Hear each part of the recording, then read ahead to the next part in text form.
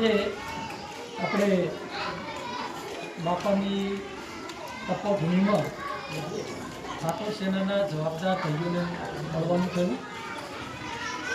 પ્રભારીશ્રીઓની નિમણૂક થઈ છે અને આપણી કમિટી અને પ્રમુખશ્રી જે ઠાકોર સેનાની તાકાત ગણાય, એક્ટિવ ગણાય એવા બાબર તાલુકાના તમામ જવાબદાર કહેવાય.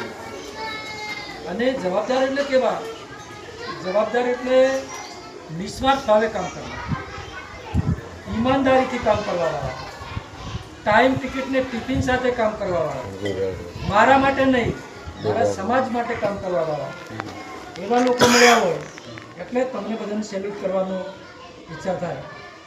અને સેલ્યુટ એવા લોકોને કરાય કે જે લોકો નિસ્વાર્થ ભાવે કામ કરતા હોય.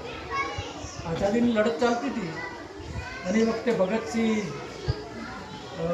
સુભાષચંદ્ર બોઝ આ બધા જે કામ કરતા હતા ને યુવાનો, અને એમને કોઈ જ્યારે ભગતસિંહને પેલું ફાંસીના માચડે ચડાવવાની વાત થઈ ને ત્યારે એમને સજા થઈ ને ત્યારે કોઈકે એવું કીધું કે તમે એવું કરો ને, અરજી કરો. ત્યારે ભગતસિંહ કેવો સરસ જવાબ આપ્યો ખબર છે? ભગતસિંહ એવો જવાબ આપ્યો કે ભાઈ જે લોકો સ્વતંત્રતા માટે નીકળ્યા હોય, જેમને સ્વતંત્રતા પ્રિય હોય એને અરજી કરવાની આવતી નથી અને ગુલામી કરવાની આવતી નથી. અરજી કરવી એટલે ગુલામી કરવી. એટલે એવા સ્વતંત્ર સેનાનીઓ તમે સમાજની પરિસ્થિતિ એવી ચાલતી હોય અને એ પરિસ્થિતિમાં સફાઈનું કામ કરવાનું કામ કરતા હોય.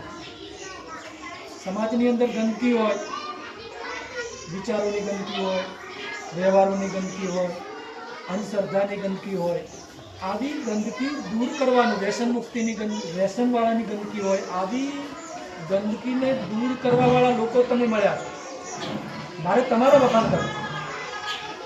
તમારા વખાણ એટલા માટે કરવો છે કે અત્યારે તમે આવ્યા ને કોઈ પણ પ્રકારના સ્વાર્થ વગર સમાજ માટે કામ કરવાનું. અને જે લોકો સ્વાર્થ વગર સમાજ માટે કામ કરવા આવ્યા હોય એ થોડા હોય તો એકે હજાર. અને એવા તાકાતવાર તમે બધા છો એટલે તમને ફરીવાર નમસ્કાર કરું છું.